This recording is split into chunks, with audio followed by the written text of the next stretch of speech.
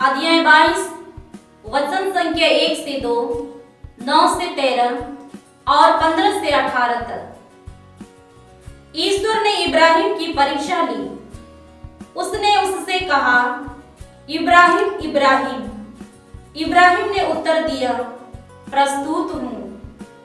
ईश्वर ने कहा, अपने पुत्र को, अपने एकलौते को, परम प्रिय इसहाक को साथ ले जाकर मोरिया देश जाओ।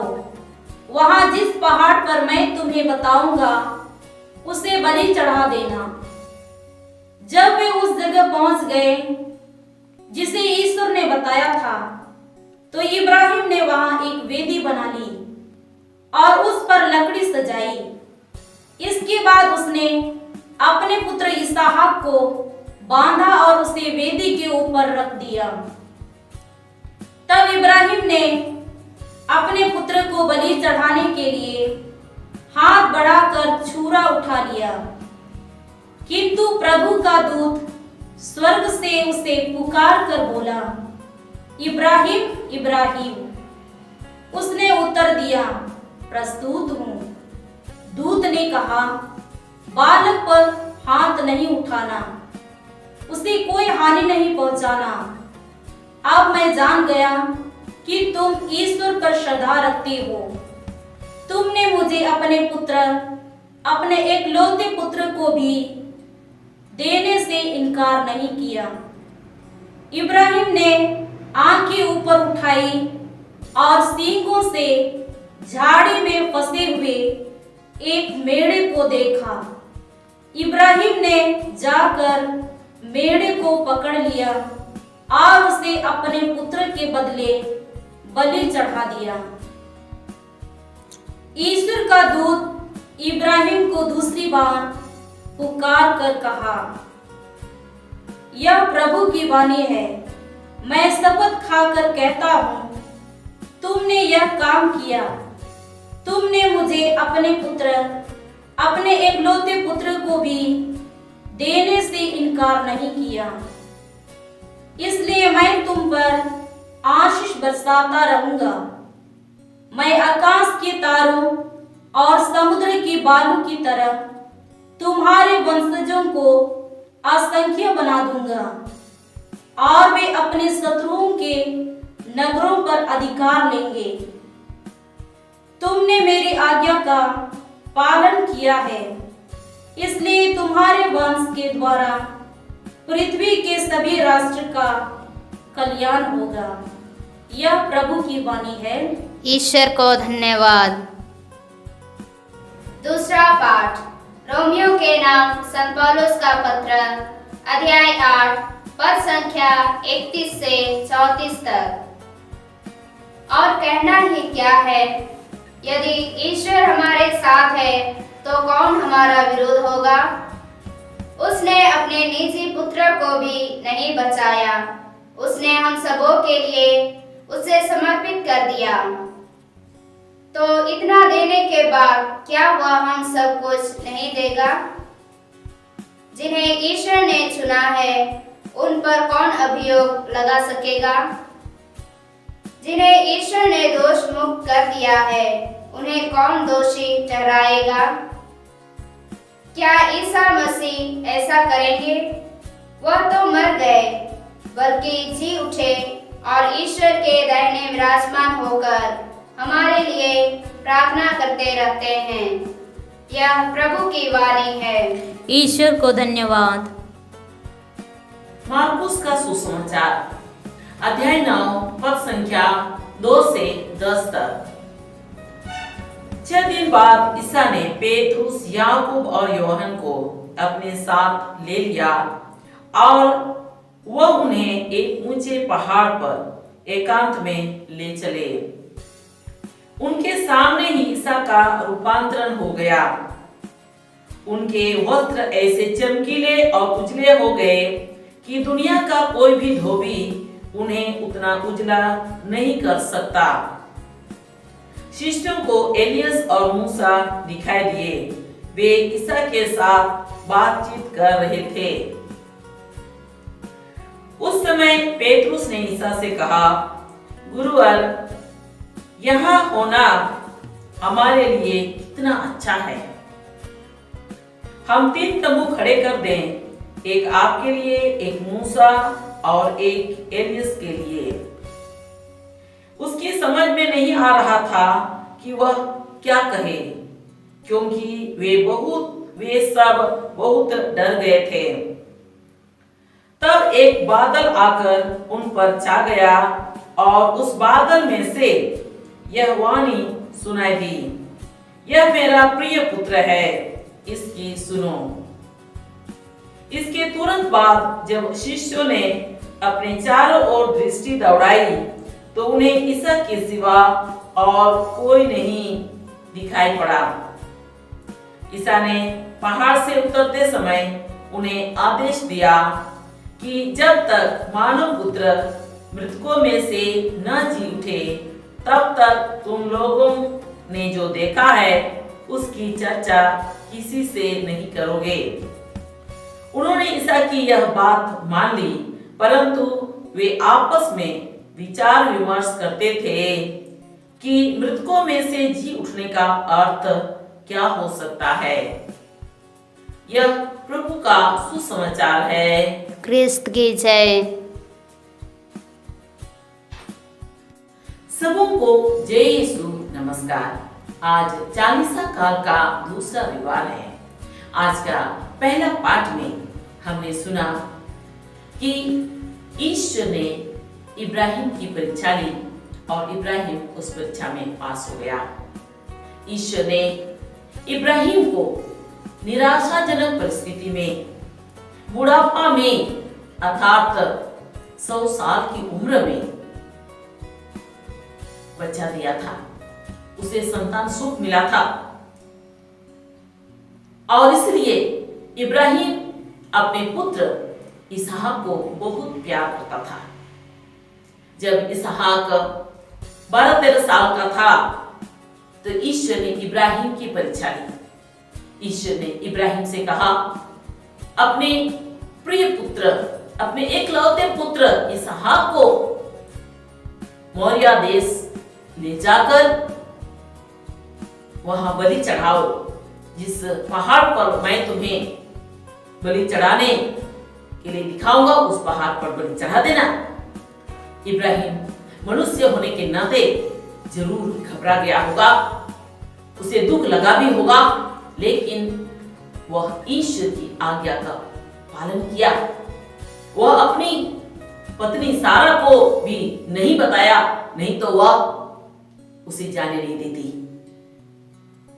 इब्राहिम बड़े सवेरे उठकर अपने गधे पर जीन बांधकर अपने 2 नौकरों और अपने पुत्र इसहाक को बुलाया और उनको लेकर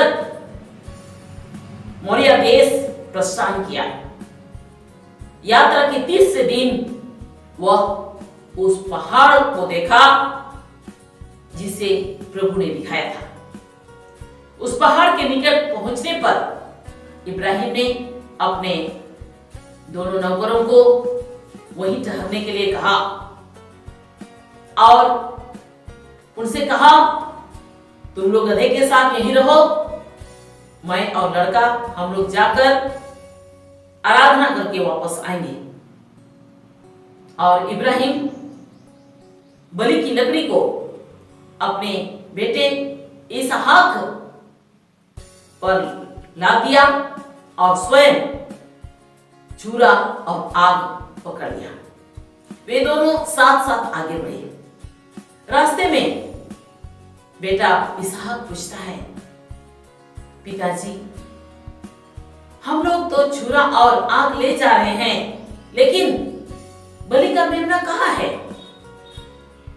पिता इब्राहिम ने कहा, बेटा, प्रभु प्रबंध करेगा। वह जान रहा था कि क्या होने वाला है। वह दुखी मन से उसने ऐसा कहा और वे आगे बढ़ते रहे।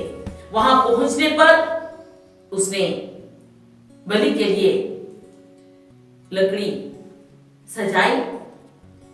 इसके बाद अपने पुत्र इसहाक को बांधकर उस लकड़ी के ऊपर रख दिया। दोनों रो रहे थे, एक दूसरे को देखकर दोनों रो रहे थे। बेटा इसहाक बोल रहा था, पिताजी हो सके तो मुझे बलि मत चढ़ाना पिताजी। और इब्राहिम रोते हुए बोल रहा था, बेटा ईश्वर की इच्छा यही है। और वे रो रहे थे होंगे, हम इनका बलिदान को प्रभु यीशु का बलिदान से, प्रभु यीशु का दुख भोग से हम तुलना कर सकते हैं। जब प्रभु यीशु गेत्सेमनी बारी में प्राण पीड़ा में थे, असहनीय कष्ट का अनुभव करते हुए उसने कहा था, हे अब्बा पिता, हो सके तो यह प्याला मुझसे टल जाए, फिर भी मेरी नहीं तेरी इच्छा पूरी हो। पिता ईश्वर ने भी उनसे कहा, बेटा मानव मुक्ति के लिए तुझे यह प्याला पीना ही होगा, अर्थात तुझे बलि बनना ही होगा। फिर तुम जी उठोगे और फिर से तुम्हें पहले की महिमा प्राप्त होगी। और इस तरह से प्रभु यीशु का दुर्भोग हमारे लिए मुक्ति का कारण बना।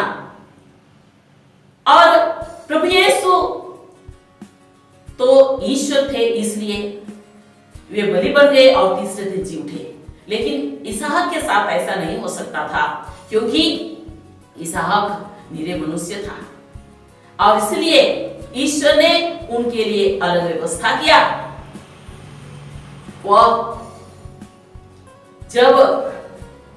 इब्राहिम जब इसहाक का बलि करने के लिए अपने हाथ में छुरा उठाया तो प्रभु का दूत दिखाई दिया और उसने कहा, ना अपने पुत्र इसहाक पर हाथ नहीं उठाना। अब ईश्वर जान गया कि तुम अपने एकलौते पुत्र से भी ज्यादा ईश्वर को प्यार करते हो। ईश्वर के लिए अपने एकलौते पुत्र को भी बलि चढ़ाने के लिए तैयार हो। और उसी समय इब्राहिम ने एक मेढ़ा को सींग से एक झाड़ी में फंसा हुआ देखा, फिर उसे पकड़कर अपने प्रिय पुत्र इसहाक के बदले उसे बलि चढ़ा दिया। और इस तरह से इब्राहिम अपना परीक्षा में पास हो गया। प्रिय माता पिताओं, हमारे लिए भी ऐसा समय आता है, ईश्वर हमें भी ऐसे अवसर देते हैं। हमारे प्रिय पुत्र पुत्रियों को हमसे मांगते हैं, बलि चढ़ाने के लिए नहीं, बल्कि अपना दागबारी में काम करने के लिए, सुसमाचार प्रचार करने के लिए हमारे बच्चों को प्रभु चाहते हैं। लेकिन हम कभी कभी फेल हो जाते हैं, हमारे लिए बहुत बहाना हो जाता है। हमारा एकलौता बेटा या बेटी है, यही तो पढ़ने लिखने में अच्छा है, यही तो कमाने लायक है, इसी पर हमारा भरोसा है, यही तो हमारा बुढ़ापा का लाठी है, आदि आदि। और ये सब बात बोलकर हम ईश्वर को, अपने बच्चों को समर्पित नहीं कर पाते हैं, हम फेल हो जाते हैं। प्रिय युवक युवतियां, प्रभु हमसे भी कभी कभी ऐसा मांग करते हैं। किसी किसी से ईश्वर अपना जीवन को मांगते हैं, बलि बनने के लिए नहीं, बल्कि अपना दागबारी में काम करने के लिए, अपना सुसमाचार सुनाने के लिए प्रभु हमको बुलाते हैं, हमारा जीवन का समर्पण करने के लिए कहते हैं। लेकिन हम तरह तरह का बहाना मारते हैं। कभी कभी हम बोलते हैं, कौन हमारे माता पिता को देखेगा, कौन हमारा परिवार का देखभाल करेगा, हमारे छोटे छोटे भाई बहन हैं, या हम एकलौते बेटे हैं या बेटी हैं। तरह तरह से हम भी बहाना बनाते हैं। लेकिन प्रभु चाहता है कि हम उनके पास आए। ईश्वर हमको बुलाता है, लेकिन हम अपनी बुलाहट कभी कभी नहीं पहचानते हैं, और कभी कभी बुलाहट सुनने के बाद भी हम लड़खड़ाते हैं। लूकस का सुसमाचार अध्याय 9 पद संख्या 57 से 62 तक में हम इस प्रकार की घटना के बारे में पढ़ते हैं। किसी ने प्रभु यीशु से कहा, आप जहां कहीं भी जाएंगे, मैं आपके पीछे पीछे आऊंगा। प्रभु यीशु ने कहा, लोमड़ियों की अपनी मादे हैं और आकाश के पक्षियों की अपने घोंसले, लेकिन मानव पुत्र को सिर रखने की भी अपनी जगह नहीं। कहने का मतलब है, प्रभु यीशु के पीछे चलने वालों के लिए कोई खास सुख सुविधा नहीं है। प्रभु यीशु ने किसी दूसरे से कहा, मेरे पीछे चले आओ। उसने कहा, मैं आपके पीछे आऊंगा, लेकिन पहले अपने पिताजी को दफनाने के लिए जाने दीजिए। कहने का मतलब है, मैं माता पिता का देखभाल करूंगा और उनका मरण तक देखभाल करने के बाद, उनको दफनाने के बाद मैं आपके पीछे आऊंगा। प्रभु यीशु ने कहा है, मुर्दों को अपने मुर्दे दफनाने दो, तुम ईश्वर के राज्य का प्रचार करो।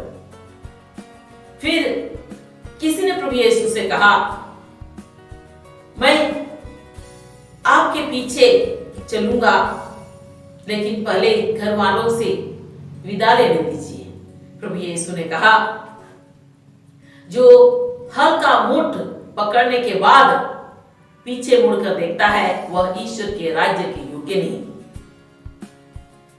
सच में प्रिय भाई और बहनों, जब हम ईश्वर की बुलाहट को ठीक से नहीं समझ पाते हैं या उससे जुड़े नहीं रह पाते हैं, तो हम अपने जीवन में, अपनी बुलाहट में लड़खड़ा जाते हैं। इसलिए हमारे लिए चाहिए कि हम प्रभु को गहराई से अनुभव करें। आज का सुसमाचार में हमने सुना कि प्रभु यीशु अपने 3 मुख्य शिष्यों को लेकर, सीमोन पेट्रुस, याकूब और योहन को लेकर एक ऊंचे पहाड़ पर जाते हैं, एकांत में रहते हैं, और उन तीनों शिष्यों के सामने प्रभु यीशु का रूपांतरण हो जाता है, अर्थात उनका रूप बदल जाता है। प्रभु यीशु सच्चे ईश्वर हैं और सच्चे मनुष्य। प्रभु यीशु का ईश्वरीय रूप है और मानवीय रूप। शिष्यों ने प्रभु यीशु का मानवीय रूप तो देखा था, लेकिन उनका ईश्वर रूप को नहीं देखा था।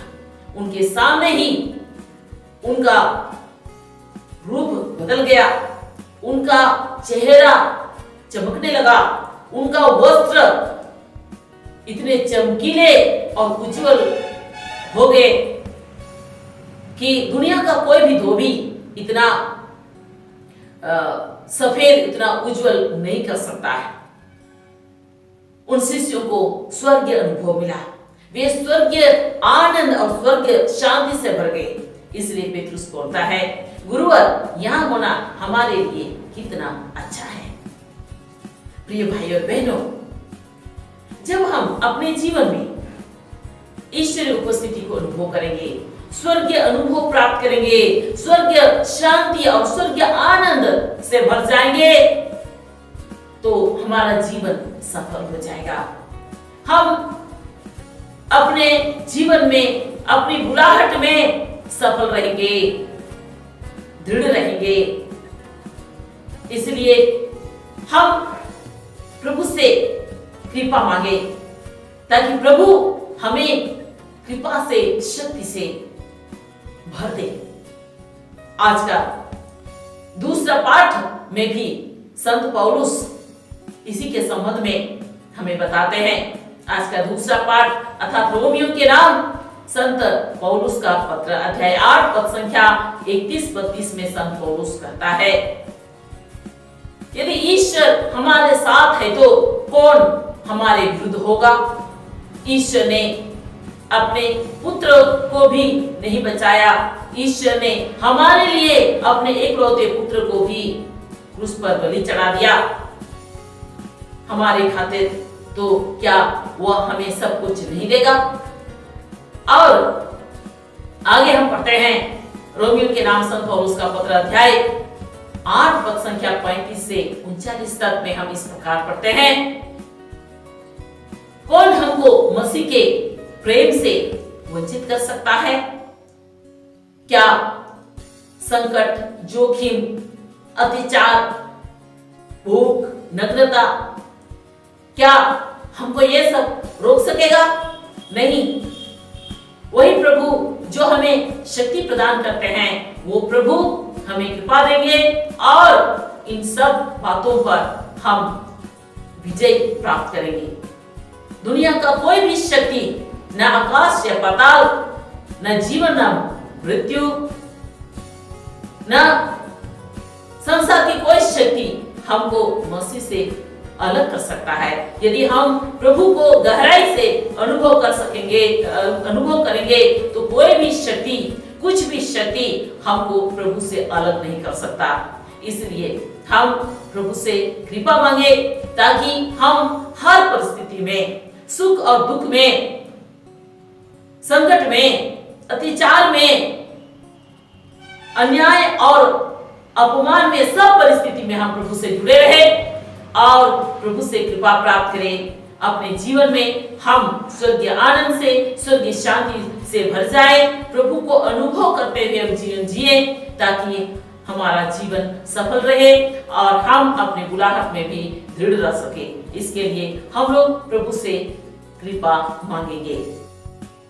हे अब्बा पिता, हम सबों पर दया कर, हमें कृपा एवं शक्ति प्रदान कर ताकि हम जीवन के हर एक कदम में तुझसे जुड़े रहे, तुझसे बल पाए और इस तरह से हम अपने जीवन के हर परिस्थिति का हम सामना कर सके और हर परिस्थिति में हम अपने जीवन में, अपनी बुलाहट में ईमानदार रहे, तेरी आज्ञाओं का पालन करते हुए हम तेरे प्रेम में दृढ़ रह सके और इस तरह से हमारा जीवन सफल हो जाए और हम तेरी इच्छा अनुसार निरंतर अपने जीवन में आगे बढ़ते जा सके।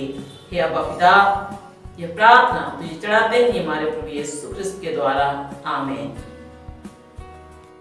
सबों को जय यीशु नमस्कार।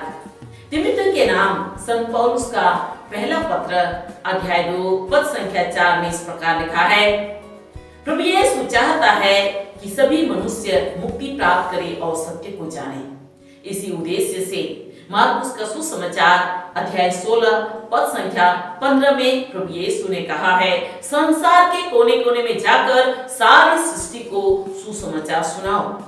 प्रभु यीशु के इसी आह्वान को सुनकर सभी लोगों तक सुसमाचार फैलाने के लिए हम मरियमधाम आश्रम के सदस्यगण मरियमधाम आश्रम पोरैयाहाट नामक YouTube चैनल शुरू किए हैं। आप भी इस चैनल को देखें एवं सुने और अपने प्रियजनों को भी शेयर करें ताकि आपको और आपके प्रियजनों को भी प्रभु यीशु के मुक्तिदायक प्रेम को अनुभव करने का मौका मिले।